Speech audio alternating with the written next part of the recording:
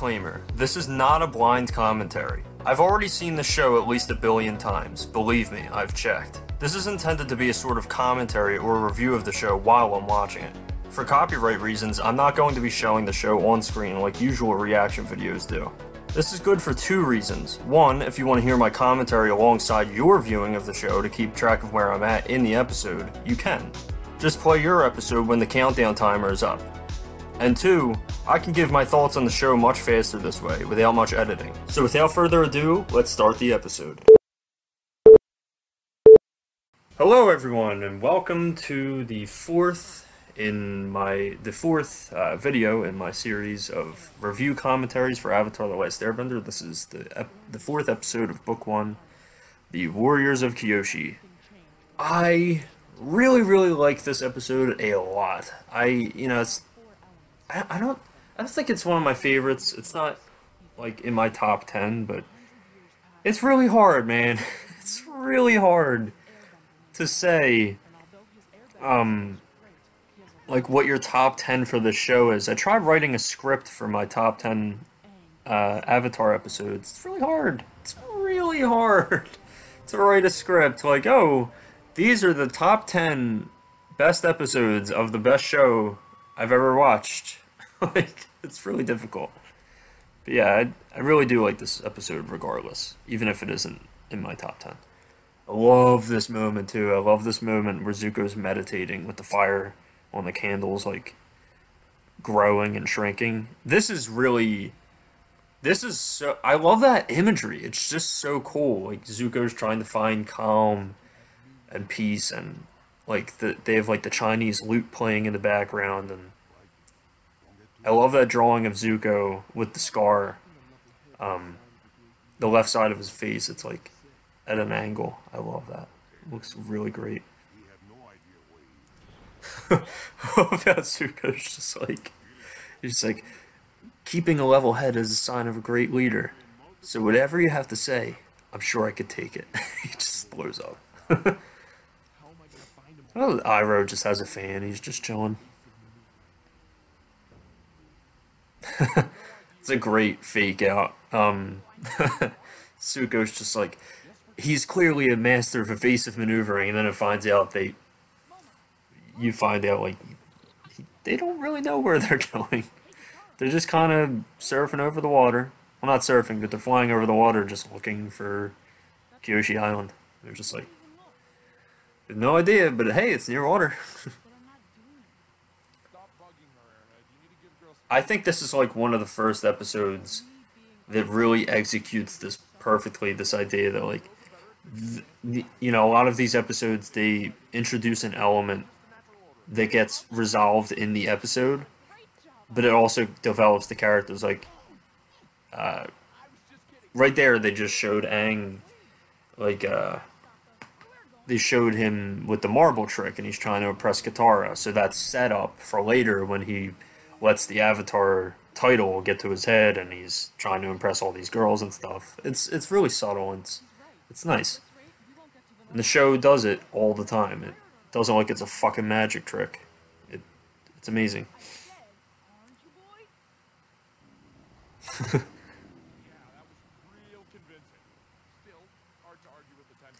And here we go. I love this drawing right here. Ki-Hun Ryu definitely drew this.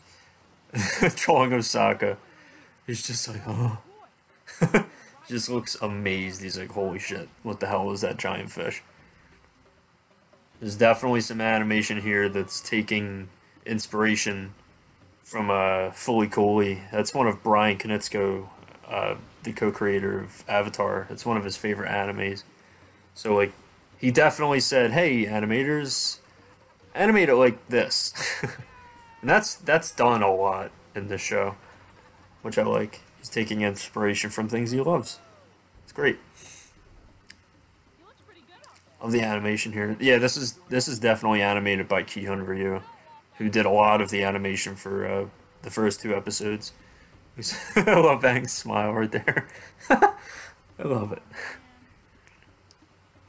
Yeah, I love how this show naturally builds up the character. Like, Aang is he's just trying to show off, and that's throughout the entire episode, and it gets paid off here.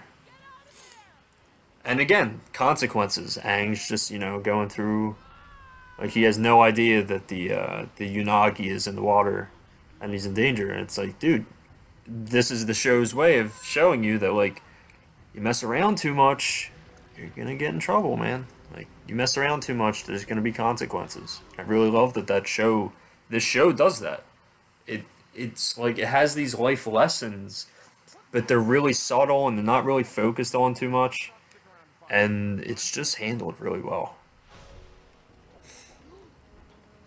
Here we have the Kyoshi Warriors coming in. Man, I love this animation. I really do. It's just like there's a lot of like really detailed wrinkles in the clothing and stuff. It looks great. I always love the imagery of like ninjas jumping out of the trees or something. So like the Kyoshi Warriors definitely have that in spades in that scene. And I love that, like, right here, this is the first time we really, well, not the first time, because in the first episode he was showing that he was a little sexist. This is where they really hammer in, like, this side of Sokka, that, like, he's holding on to this false sense of masculinity of, only men can be warriors, and men are the people that protect their families and stuff. So, like, I love that it's, I've seen people say, like, oh, it's really preachy. I don't think it's preachy at all. It feels very natural for the show that they're trying to make. They're just showing that, like, in this episode, Sokka's sexist, mentality is going to be ironed out. And there's some world building right there. Avatar Kyoshi's totem. And that gets built upon later. So a lot of great world building in the show. And there's a lot of it in book 1, but book 2 and 3, man, they really drive it home. I love how he's just easily able to get out of the ropes. He's just like, nah, this is no problem.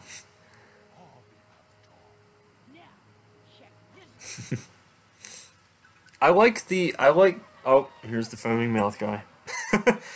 There he is. There he is. I love the idea that, like, the Kyoshi, like, the island of Kyoshi, since it's, like, separated from so many people, like, they wouldn't recognize that the Avatar is the last Airbender, like, or they wouldn't know.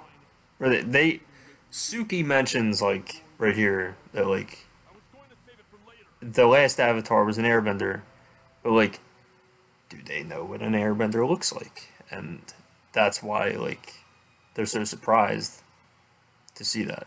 I like that. And plus, it's also been 100 years, so it's pretty hard to believe that he just came back. That looks like a Korean character. I could be wrong. Like, a Korean, not character as in a person, but like a kanji or something, like a symbol. Kind of looked very Korean. I could be totally wrong. It's probably Chinese.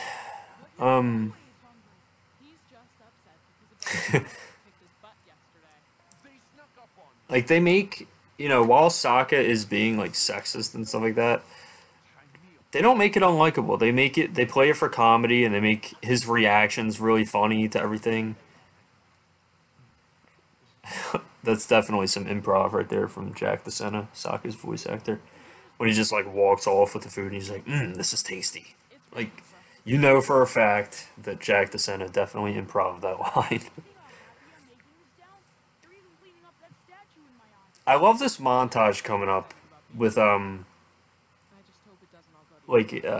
just, like, running away from all the girls chasing him. I don't know, it's this level of fun that, like, this first season especially, like, plants in the show. That, I don't know, I really love it. Like, I know there are people out there that think that, The Legend of Korra is, it doesn't have as many jokes, so that means it's more mature. I just don't agree with that at all. And it's like, when was fun ever a bad thing to have in a show? Like, this show executes it so well, so, like, I don't know. It's just a really, in my opinion, pretty stupid point to make. But, I love that this show is not afraid to be fun. And you know, you could say, "Oh, well, it's Nickelodeon 2005, so they had to be like that." No, I don't think so. I think that they were just trying to make the show they wanted to make. I love this. He's doing push-ups with his airbending. I used to love that when I was a kid. I used to just think that was so cool. Like Aang is so powerful, he's so badass that he could just do push-ups with by blowing the ground with his mouth. It's so cool. Oh, right there, you could actually. It's not that this was the first time I mentioned that I've seen it, but it sounded like I was really surprised when I saw it just now. But like when Sokka bows forward, you could see the rip in his pants that like was set up earlier in the show, like or not the show, this episode. Because early it showed earlier in the episode, like it showed Katara sewing Sokka's pants, and here we actually see the rip is still there. It's like, you know, it's really hard to keep track of that stuff. Like, you have to, you can either have to make it a new model sheet, like, oh, this model is gonna have Sokka's pants ripped, or maybe just a director or an animator or hell, one of the creators, Brian or Mike, were actually just like, hey, make sure the rip's in his pants. Like, this is really great continuity. It's much easier in a movie to do, but like this is a Nickelodeon show, so really impressive. I love this. I love the design of this dojo too. Like, it has just that classic kung fu dojo type deal. I guess you'd call it a dojo, right? Because I did karate when I was younger, and I think that was called a dojo. I'm rusty. I'm really rusty. But I know kung fu and karate are different. Don't light me on fire in the comments. I'm not an idiot. I know kung fu is Chinese, karate is Japanese. But I think it's a dojo in both languages, right? Huh? Huh? I don't know. Maybe.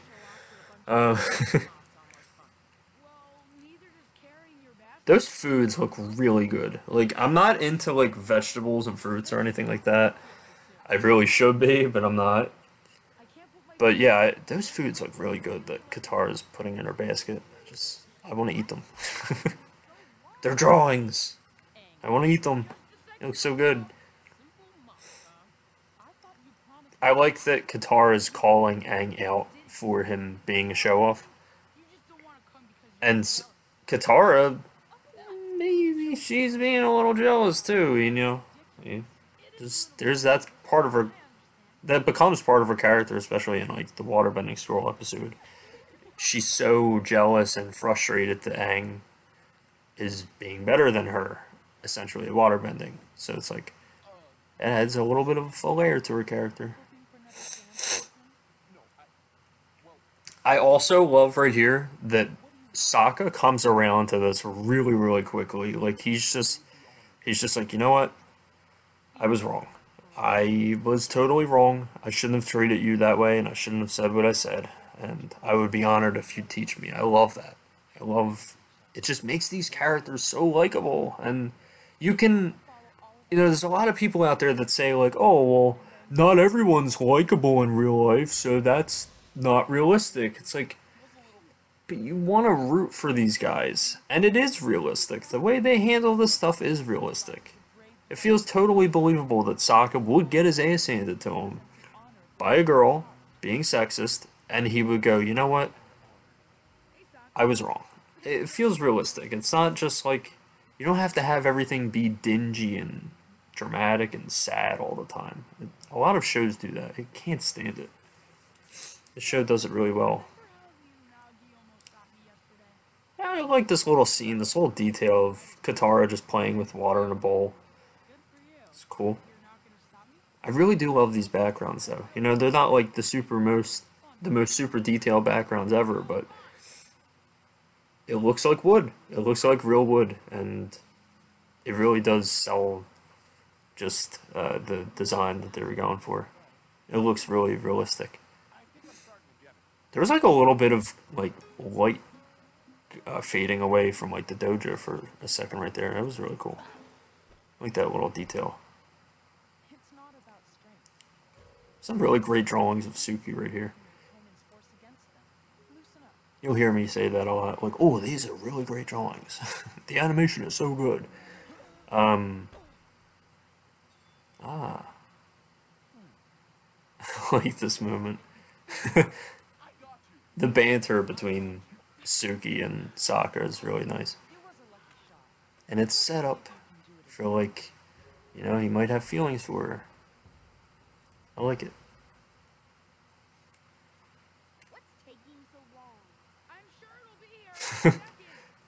I love how Aang is just like out in the water and he's just like waiting for the Unagi, and he has all these little girls that are like half his age, and he's even 12.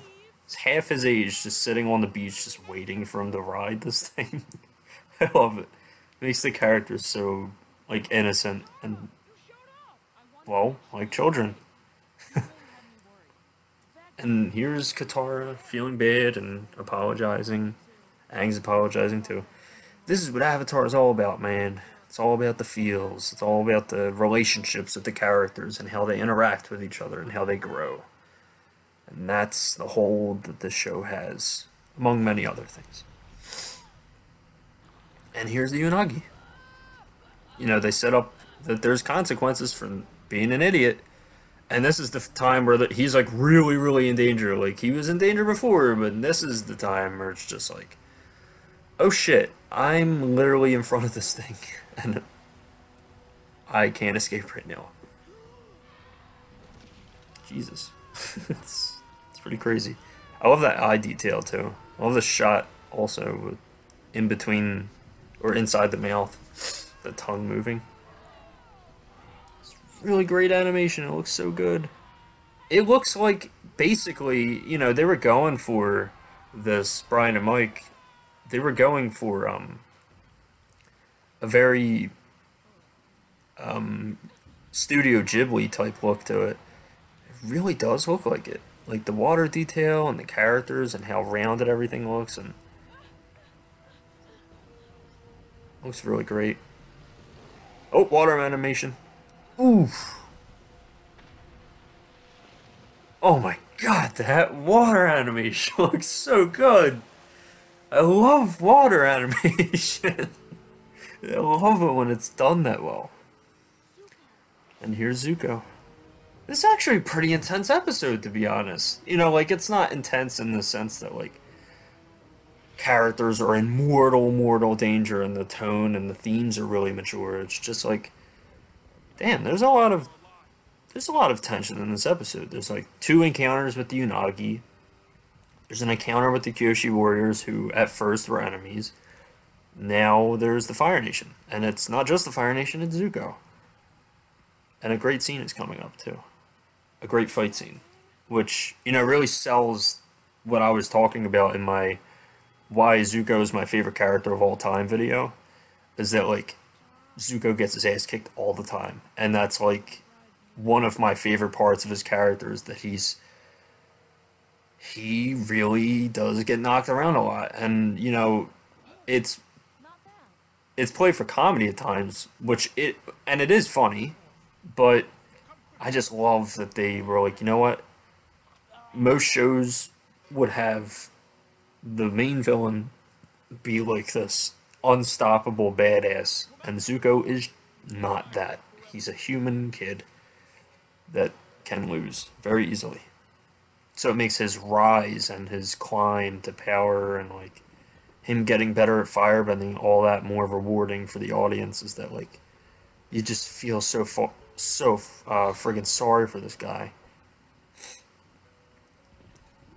Here comes the great fight scene. I love this fight.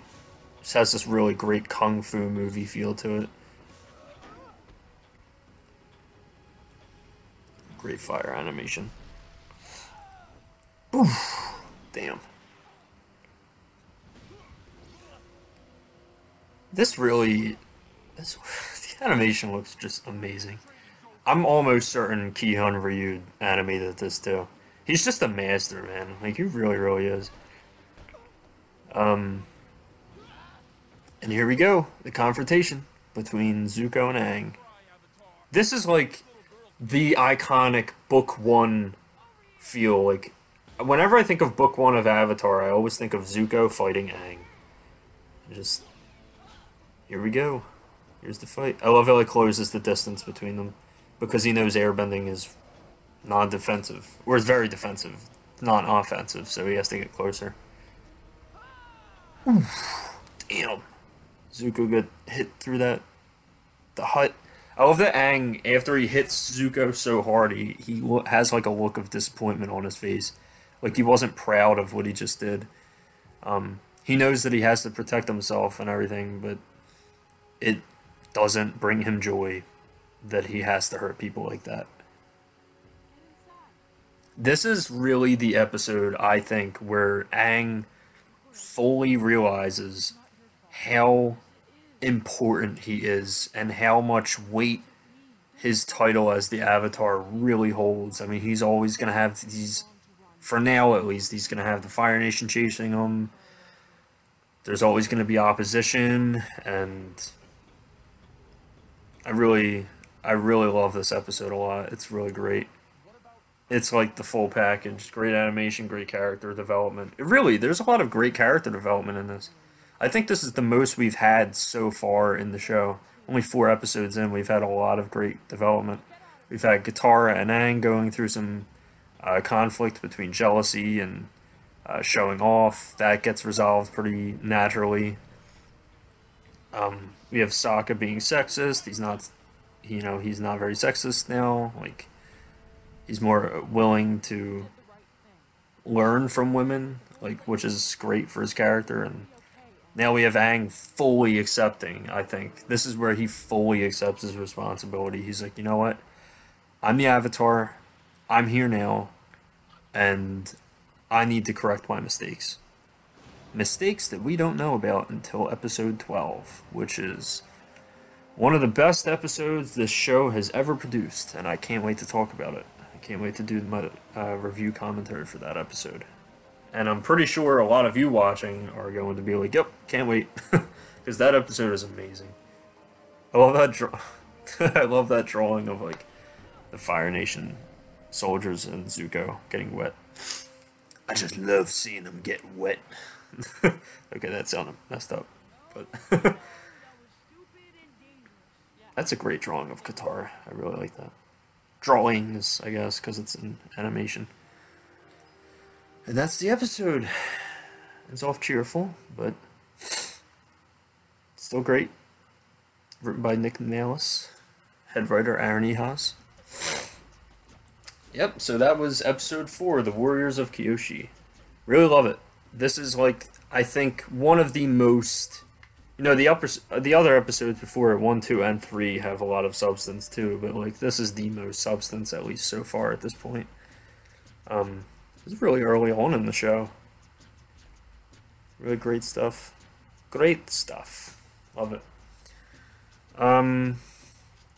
Next episode's going to be interesting, because it's, I like the episode. I think it's fine. I just don't like it that much. I have some things to say. Not bad things, but you'll see. Thanks for watching.